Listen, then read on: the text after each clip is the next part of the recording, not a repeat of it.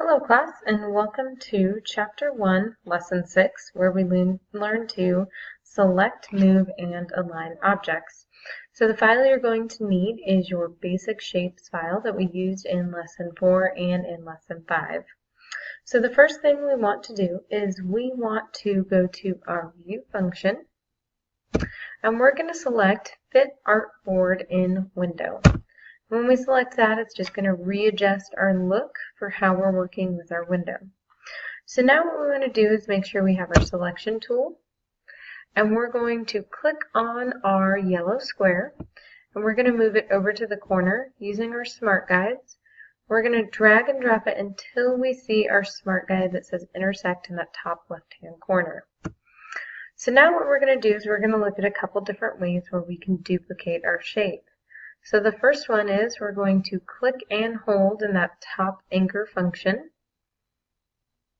And then we're going to hold down our Shift and Alt key and drag that image down and release everything. And it is going to create a duplicate.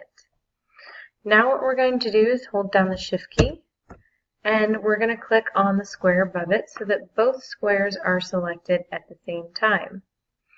Now we can do Control C and then Control V, or we can go to Edit, Copy, and then Edit and Paste. And what that is going to do is give us two new squares, which we are then going to use our selection tool to drag and drop over so that it intersects with our squares and there is no white space. So then we release and we have our four different squares.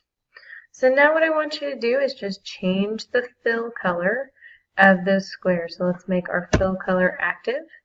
Come over our first square, go to Swatches, and let's make this square green. So hover over, see our color, drag and drop it to be green. Let's make this bottom one red. Click, drag and drop, and then our last one is going to be blue, with clicking and drag and drop. And now you should have an artboard that has four different color squares in it. Go ahead and save your work, and that is all for Lesson 6.